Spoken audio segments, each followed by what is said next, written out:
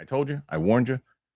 Let's start with this. Steph, I know you too well. You love these episodes.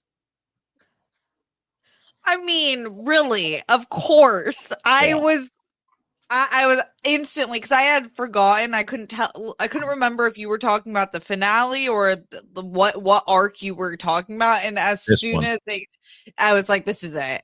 And I almost was like, oh, this is it, right, Kristian? But then I was like, I don't even need to text him because I'm gonna see him. This is obviously it. I was just like, this word has never been used before as like, well, enthralled. I was enthralled.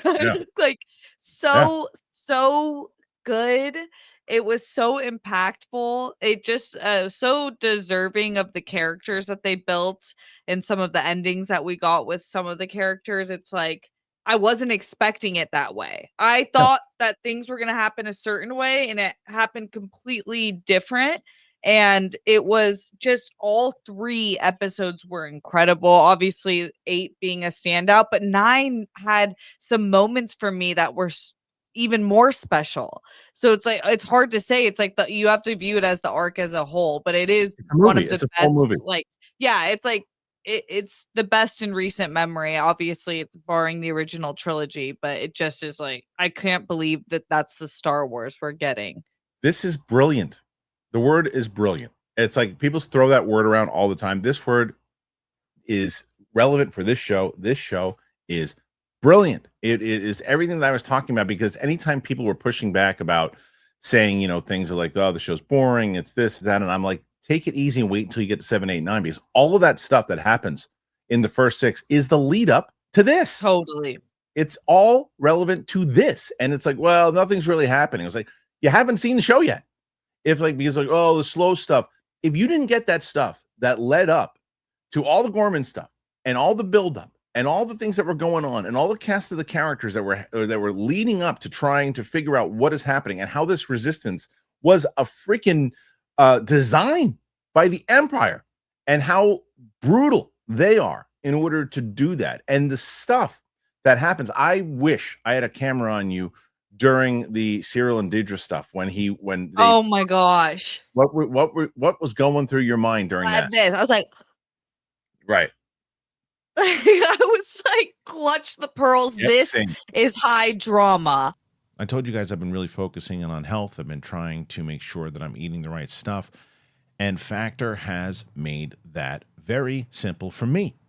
You got to make it your best season yet with nutritious 2-minute meals from Factor. Because eating well has never been this easy. You just heat up, you enjoy, giving you more time to do what you want. Get outside instead of prepping and cooking indoors. Factor meals arrive fresh and they're ready to eat. They're perfect for any active lifestyle. Factor powers your day with satisfying breakfast, on-the-go lunches, premium dinners, and guilt-free snacks and desserts. It is easy to savor more this spring. Factor meals pack in the flavor with none of the fuss.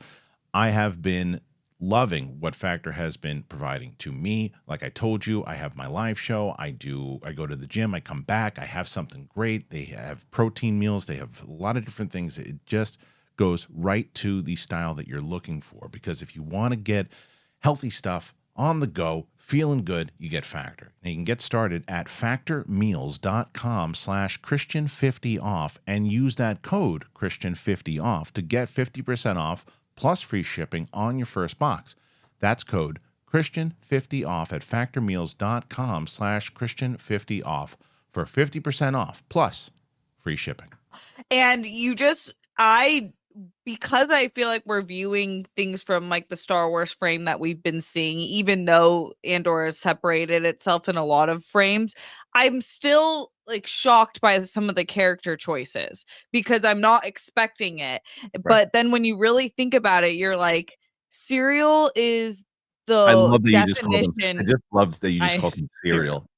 It's so Southern California of me. Love that. Syril is like so. How much Maisie had the cereal? Syril can't be serious right now. No, he is the saddest character I think I've ever viewed in Star Wars, where he is the ultimate pawn. He is such a great representation of how the evil billionaires and powers that be and awful leaders will just take people and veil this story and this mystery, and then for his moments to be like, she was nothing, Andor didn't even know my name.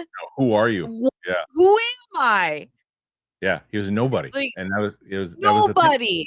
No, it was the whole. He was just all he wanted his entire life, and was to be relevant. And the whole thing. This is what I always loved about the books when I was reading them, was that the ones with the Empire, they made you care about the characters in the Empire. They weren't just kind of like these, black and white villains, to where, well, they're the Empire, so they're the bad guys. Yeah, and they're the bad guys, but you get layers about who they are and what they're doing in general. And Syril, his whole existence of how he was infiltrating. And I was watching my reaction when I was watching the show.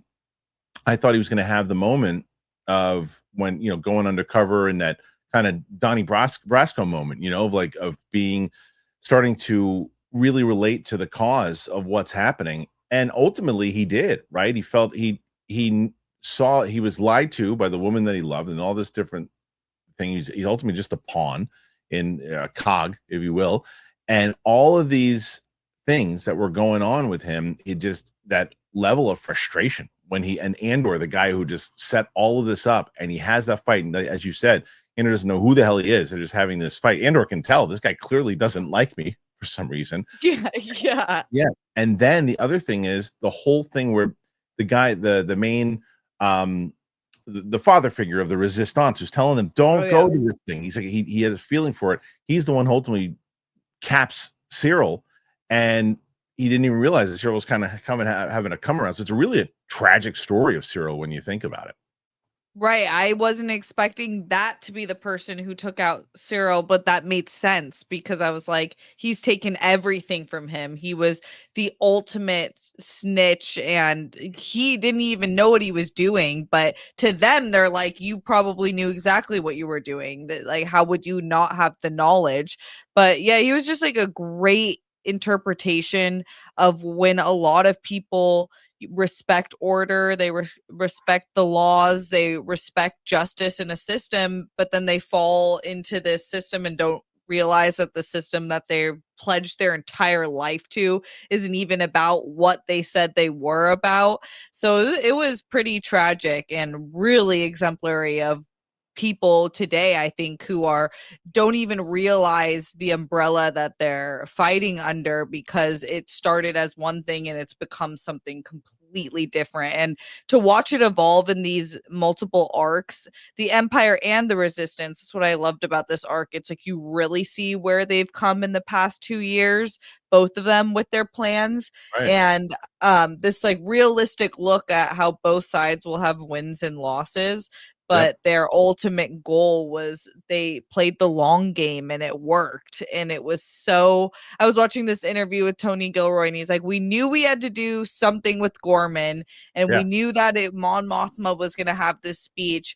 And then they just did a perfect job of knowing what they're doing and then just building the world around it. What's hilarious about it, we can get into it in a second, because there's an article at Syril I want to read, but there is something that's pretty funny where it just shows you, I've said it many times over, and it's proven in this episode, Filoni will make every single person keep canon. If it's Rebels, you better keep canon and Rebels. But what if it's canon to the books and the comics? Oh, I don't give a shit. You can change it. And I will give you an example of that in a moment. But before we do that, Syril Andor star Kyle Solar is the gentleman's name. He talks about his fate in Andor. Okay, so I just want to do something real quick. The good and bad news is, like I said, the better news is that the studio is being worked on. The bad news, I just don't have my setup like it normally is. But Andor season 2 provided to be a tough watch for a number of reasons. Episode 8, obviously, and Kyle Solar has weighed in on the fate of his character, Syril Karn. After obsessively hunting Andor since the very first episode, Syril Karn finally got his hands on the Rebel pilot in season 2, episode 8, but a moment's hesitation ended up costing him everything. Towards the end of Who Are You, Syril learns the truth about the Empire's evil plans for Gorman and stumbles through the protesters in a daze before catching sight of Andor just as he's about to assassinate Dedra Meero. Karn brutally attacks the man he views as his sworn enemy, ultimately managing to gain the upper hand when they're both knocked down by a nearby grenade blast. Syril's about to shoot the nemesis, the one he created in his mind at least, but Andor's question, "Who are you?" causes him to hesitate, and he is shot dead by revolutionary leader Cairo Rylance. A sad end for a pathetic but fascinating character who realized far too late that he had dedicated himself to a regime built on lies and conquest. He built up this totem of Cassian, this kind of voodoo doll, and the fact that he wasn't even a blip on Cassian's radar is crushing to him. He tells the Hollywood Reporter. He's so desperate to be remembered and to make a difference. It is a cut too deep by that point. He's been betrayed by Dedra and the Empire, and now his one true obsession doesn't even think he's worth remembering. He's heartbroken. Despite witnessing the Empire's massacre of innocent protesters, Solar doesn't believe Syril would have defected to the rebellion ever if he had survived. I still don't think he would have joined the rebel side. I don't think he would have joined his side at all. I think he would have been so traumatized by those last 10 minutes that he would just wander off somewhere to live alone. I think he's right. I think he's 100% right. Steph, what do you think about these comments overall? Oh yeah, I think that it's crazy seeing how important of a character he has become, and like we're following his journey with the Empires, and he's such a good POV for that. But I think the same thing. He would have been so lost. I mean, maybe he would have gone back to his mom, who I'm obsessed with now, Catherine Hunter, and I'm want glad to see you her. like And me, Steph. Thank you. yeah, you are my queen. And Thank you. Roxy made a great point that I think you could play my grandma or mom in. Okay. Do you see it? I feel like that's good as long as you invite me over for Christmas for sushi. Okay. Okay, I got you. I got you. Yeah, so Syril would have been a lost puppy not knowing what to do. He would have never joined the rebellion unless he got like a first class trip to see what it's like and see if there's organization, which there's not. They're trying to begin that step of like having more set up organization of who's in power within the rebellion, but no, he's too OCD to be there right now. No, and it just there's so much evil going on. Like this is like full on. This I've said it a million times over. So I saw this comment on one of the reaction videos that I did. So like, I can't believe you haven't mentioned Nazi Germany. I was like, that's all this. That's all I have been mentioning. This is straight up 1940s Europe. This is showing how evil. This is the most evil that the Empire has ever been in anything, even outside the original trilogy, because we have more time to layer them out and to see what they did and to see like the calculated plan doesn't just make it makes it, you see the way that they put this all together, and that Dedra was the one who was the architect with Krennic and telling them that you had to do these things to set this up, make them believe that they were actually having this cause, and to watch all the death and destruction, the way they planted and they sacrificed their own people and the reserves, if you will. It was so tragic and so well done. And it's like, what makes me sad, Steph? This kind of Star Wars will never be made again under the current regime. It just won't happen. It just won't happen. We're gonna get cartoons in live action. Well, it was really great while it's lasted. I'm like really gonna hold on to this season forever and revisit it. I said that today. I was like, I want to rewatch those episodes instantly. Like it's given me the fuel that I once fell in love with Star Wars once again. And it is so yeah, and that's funny that they mentioned that you didn't bring up Nazi Germany, which was one of the first points you made when we started this season. So that's hysterical. Not only that, I think it points to current day. I think it points to any time a fascist regime has taken over. It's just really timely, but also timeless, because these are the issues that we face as humanity time and time again, that this team has managed to tell it in an extremely compelling story under the arc of what I think the Star Wars morals were built on. Right.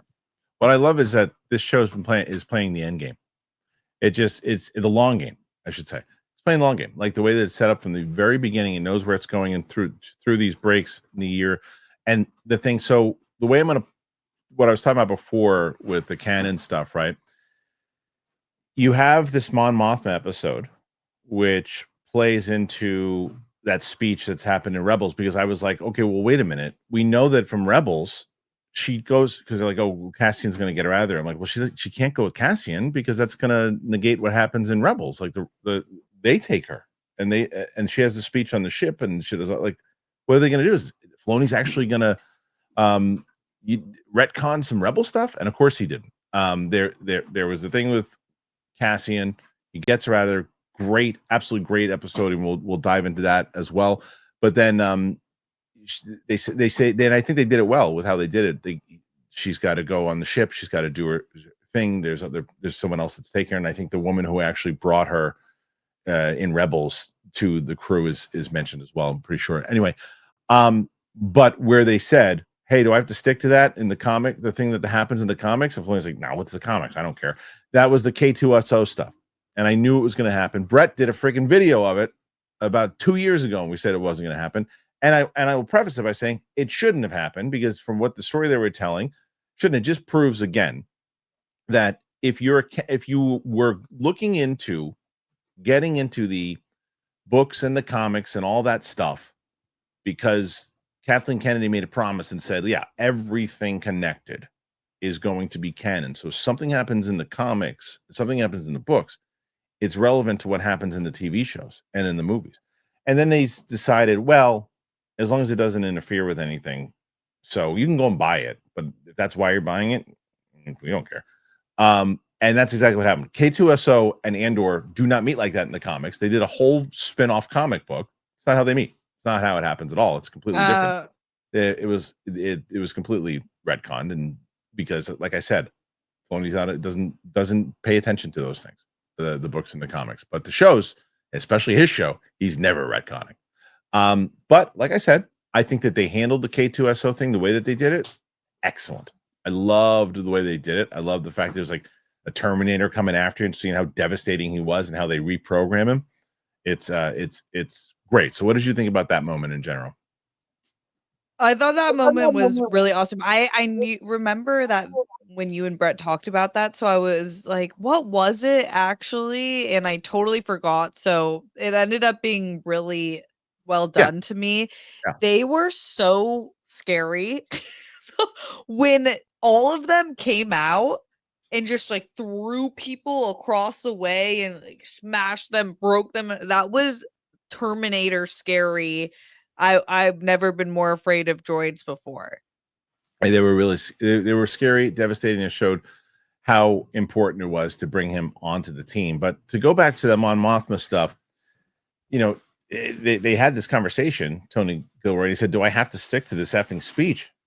Andor showrunner on minimizing Star Wars Rebels in season 2. Tony Gilroy has commented on making a big change to the Star Wars canon with the show's latest episode, even though that meant minimizing what we've seen in Rebels. In episode 9 of Andor season 2, Welcome to the Rebellion, Mon Mothma delivers a rousing speech to the Senate in that she challenges the Empire's account of what happened on Gorman and concludes by declaring, "The monster who will come for us all soon enough is Emperor Palpatine." Cassian Andor helps her escape the ISB agents out to silence her, and Mon heads to Yavin 4 to join the rest of the rebellion. It's a credible hour of television, but somewhat contradicts Star Wars canon. In the animated Star Wars Rebels, Mon makes a different speech and broadcasts it across the galaxy as she's transported to the Rebel stronghold by Gold Squadron. Talking to EW, Gilroy says that he and Dan Gilroy felt constrained by having to adhere to Rebels versions of events. "We are hijacking canon," he admits. In canon, she's rescued by the Gold Squadron, and the speech that they gave in the cartoon, which is a canon show, is on that ship. And Danny's like, "Do I have to stick to this effing speech?" Rather than disregarding the show's inspiring message from Mon, they figured that if Cassian left her at his old safe house, Luthen could arrange her transport with Gold Squadron, meaning she delivered a second speech after the first. Gilroy is aware that Andor has lessened the impact of the Star Wars Rebels scene in a really sneaky way. We're minimizing what they did in Rebels, but we're keeping it consistent. We're just saying you don't really know the whole story of what happened. Genevieve Rice says in the speech, she's been working for the rebellion deeply and intrinsically, and she's been vital to the rebellion. But that is the moment that she crosses that Rubicon, and she crosses it with Cassian. That felt beautiful that it is with him, given where we go in Rogue One. But it's that there's no turning back at that point. There is no going back. For those of you who missed it, there's the speech, yada, yada, yada. So, like, they didn't decanonize it, but he's saying it's made sort of like made it a little less relevant because it's not the first time it happens, which I have no issue with. And most people, if you're watching that show and you didn't watch Rebels, aren't going to give a shit, right?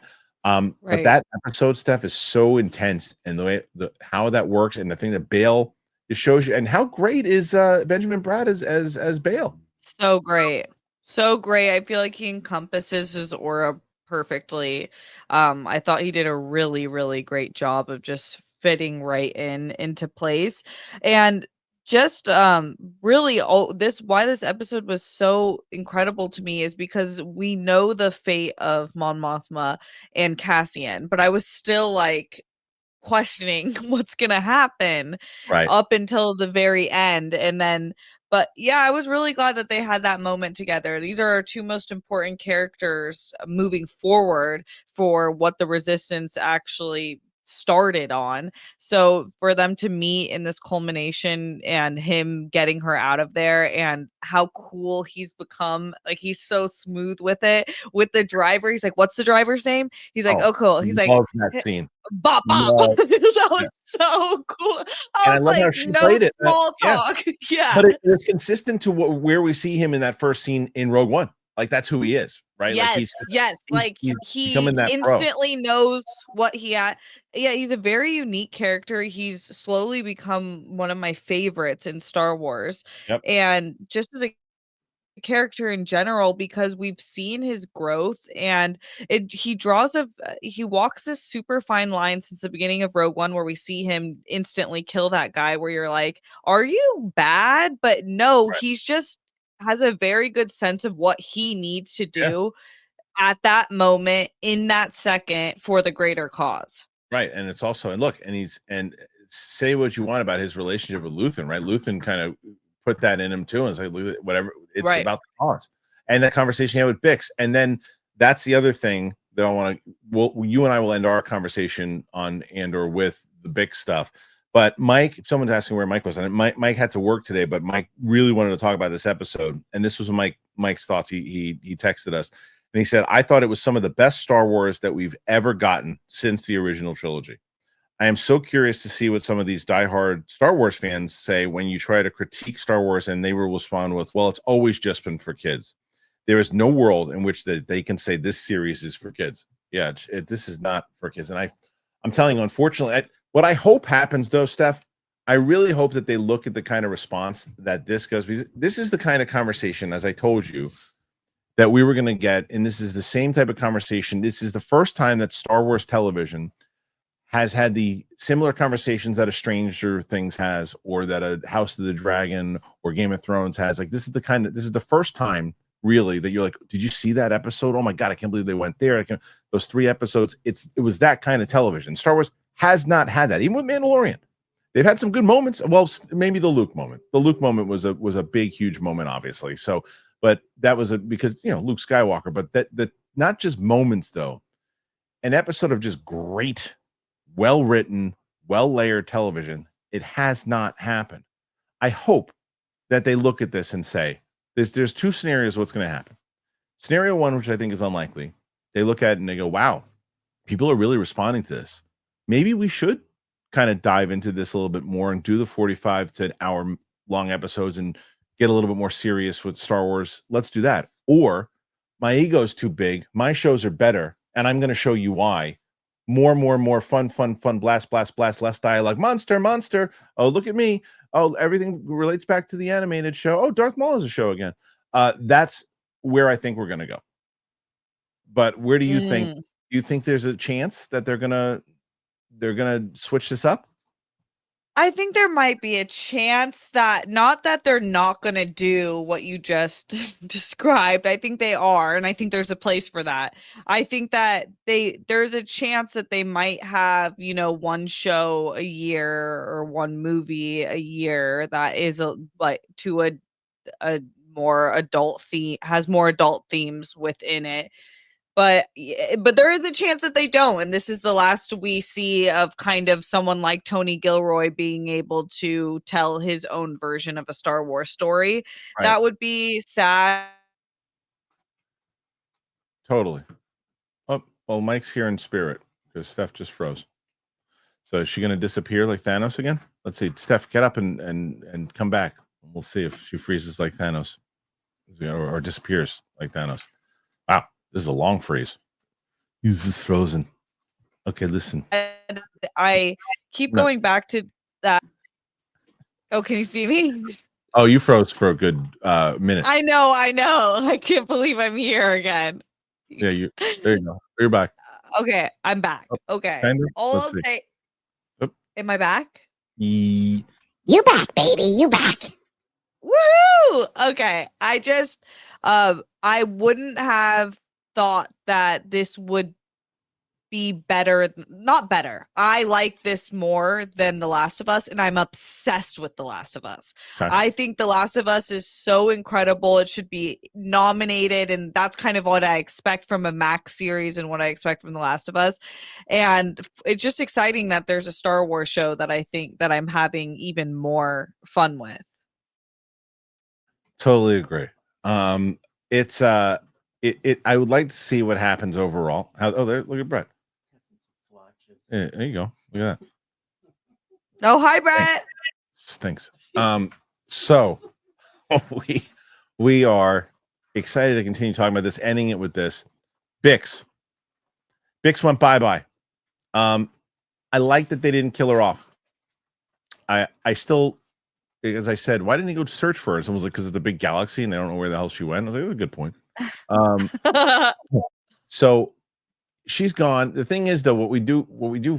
Well, I'll be careful with what I say, but I'm glad that she took off, and it makes me realize you don't have to kill everybody. You know. I know. You sad? But now, okay, I'm like half and half because I'm glad she didn't have to die, which is what I thought had to have happened just based off Rogue One and where Andor is as a character. But I am glad that she didn't die, and I thought that was very creative and a way that gave her more agency in her position within, like she decided this was her role to play for the galaxy, and it's better hopefully to get what they want, and her parting words with him were beautiful. I'm just like, I'm just curious how it's going to lead into Rogue One. Yeah, we'll have to talk about it next week because I don't want. Yeah. Let's have the conversation next week about it. But she just did some great stuff, and I understand why she did what she did. She realized how important he was. And what do you think? We didn't really get into the first episode about the Force healer and how that played into it. Yeah, I love that. I thought that was really interesting, especially because we've seen it in Clone Wars. I think people were first being like really put onto it in Rise of Skywalker. I think that's when Rey uses it, and people are like, "Oh, they can force heal." So I really love the use of different, because there's still going to be people who exist within the galaxy forever with a connection to the Force, whether or not it's the Age of Jedi or not. So I thought that was really smart just to kind of set that tone. And but then I was a little confused, but I think we've always asked the question like, what is Cassian's role? Is there more to do with it than what we think, or is he just the small guy who can make a huge impact in the galaxy? Yeah, well, we know from Rogue One the impact that he does have. So look, we talked a lot about Andor season 2. I'm so excited to hear your thoughts. I've already been seeing a lot of them in the live chat. I hope to see it on the replay.